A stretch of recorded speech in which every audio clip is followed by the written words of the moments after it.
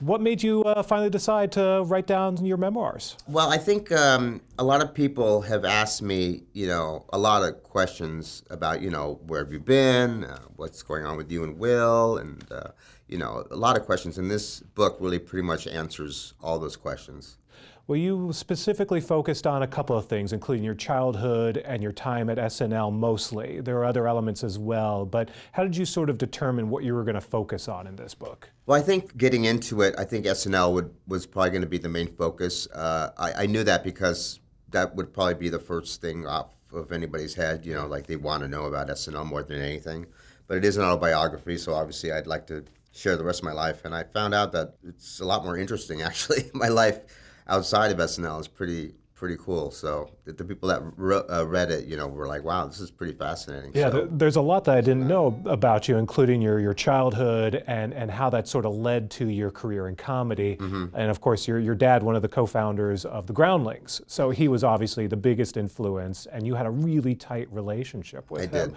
And what's funny is a lot of people have written about their experiences on SNL, and they've said similar things, that it's sort of cathartic, that is such an intense moment in any performer's life to be on that show. Right. And sometimes they don't really relate to it or sort of decompress from it until they write about it. Correct, yeah. How about for you? I mean, it had been some time since you left SNL. Yeah. But nonetheless, that's got to be sort of the most intense portion of your career. Oh, it is. Yeah, it was. And because it's really your first dream that you have, as a performer, I think. Anyone that has been on SNL, I think, has the same answer, and that is like, I always wanted to be on Saturday Night Live. So when that happens, it's really incredible. And then you have this responsibility of, being a successful cast member on the show, and everybody has a different experience, I mean, I was gonna send a copy of the book to Rachel Dratch, and she said, I guess I'll bring it to my SNL therapy group.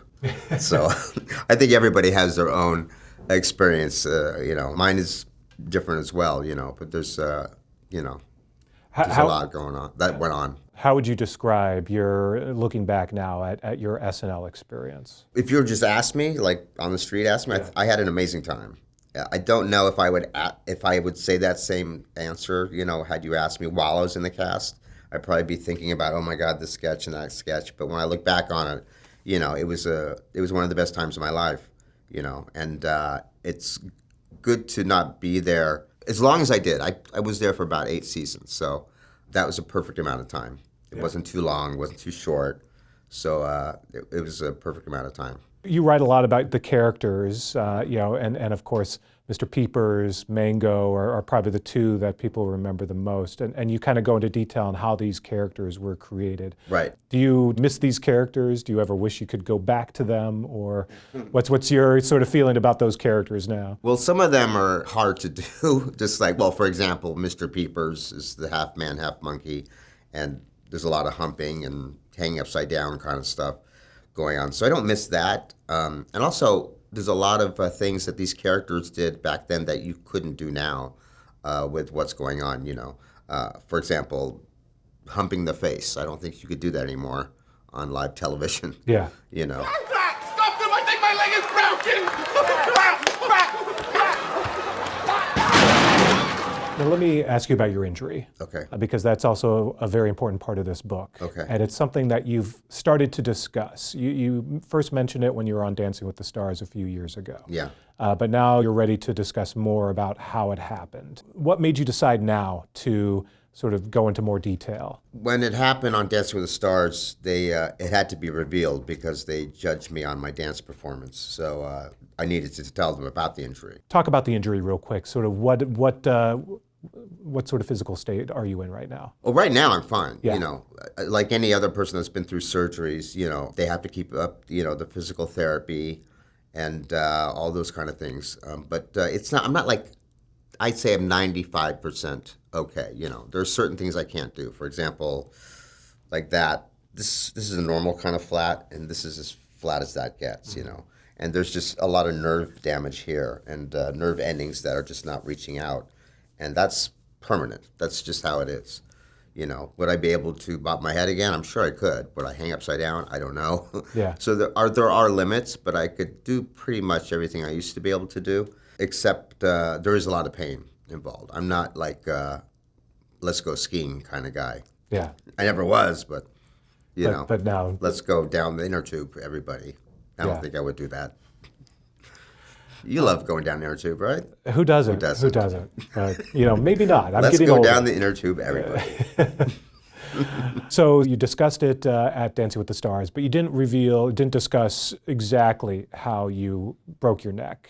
And you broke your neck, which is pretty serious. Mm-hmm. But it sort of took a while for you to realize the extent of this injury, it sounds like. It did, and that's what it says in the book too.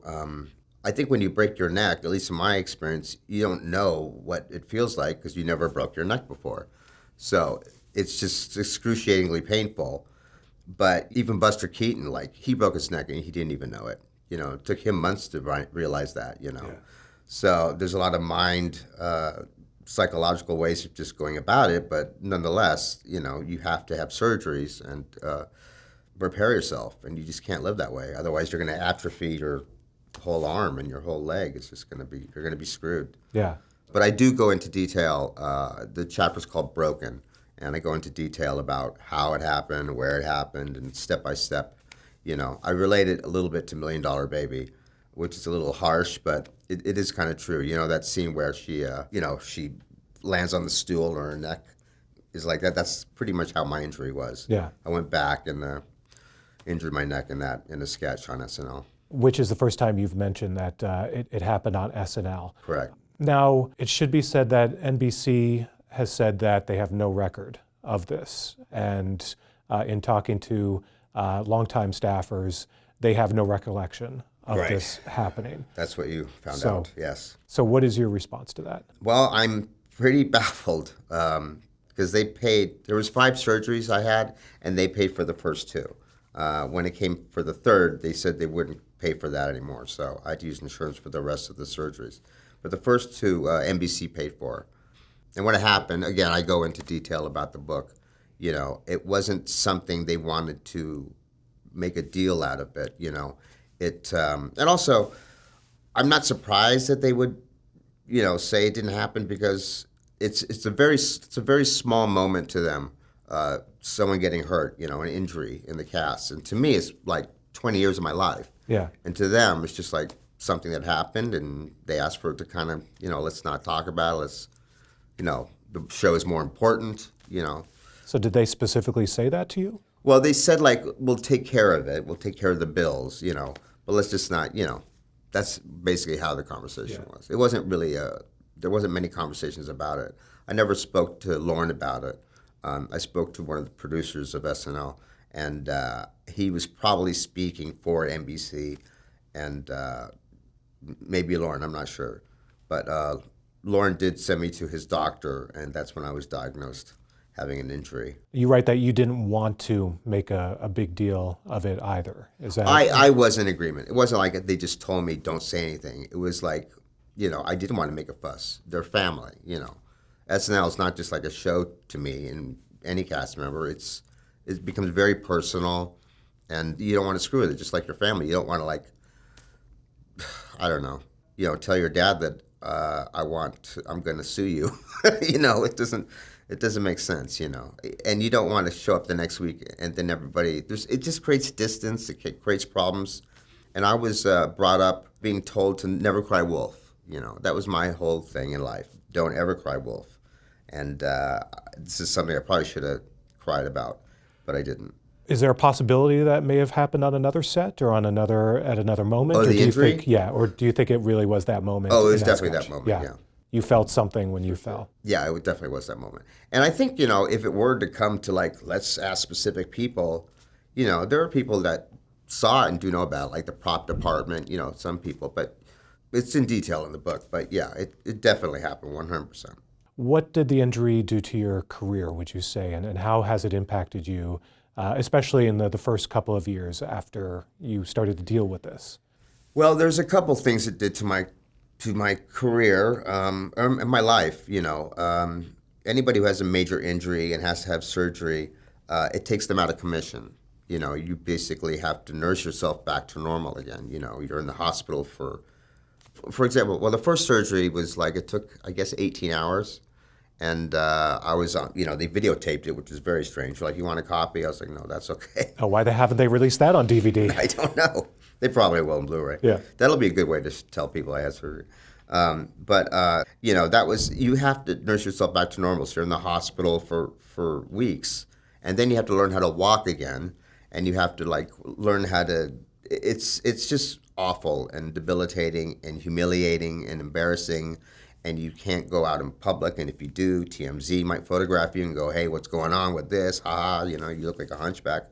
You're supposed to stay home, you're supposed to be in bed, and it's awful. And obviously you can't work while doing that. Yeah. And my dad used to kind of tell everybody about his injuries, and that he was a hypochondriac kind of guy, and that kind of stopped him from working.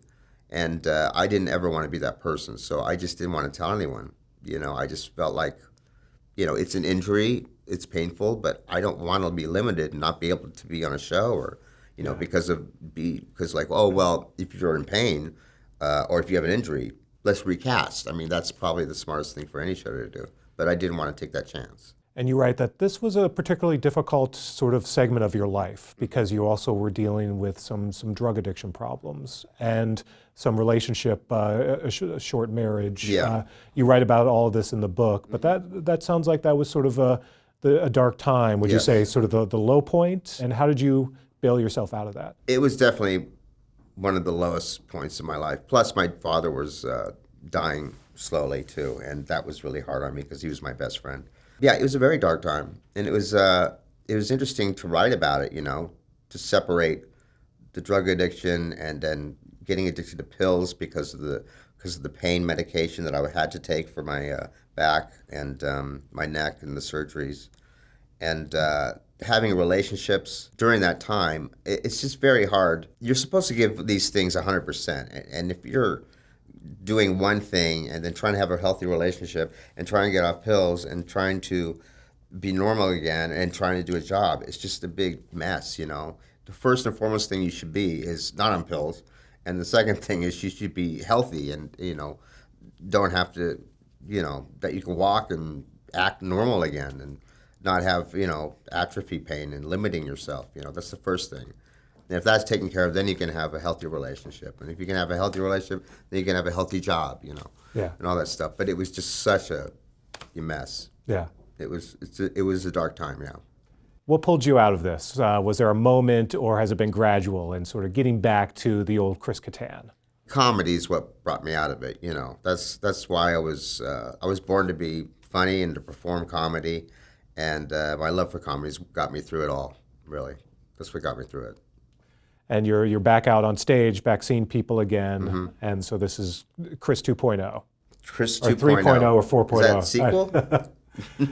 What do you hope people get out of your book? What do you think people are going to say when they read it, and what do you hope they take away from it? Well, I hope that it answers most of their questions because people do have a lot of questions when they come up to me. I hope that they, it answers a lot of questions for them in life that isn't just about me, It's great for anybody who wants to know about a comedian, not just me, but a comedian in general, and how he started and had that dream and the process he went through, for me going through the Groundlings and then trying to get on SNL.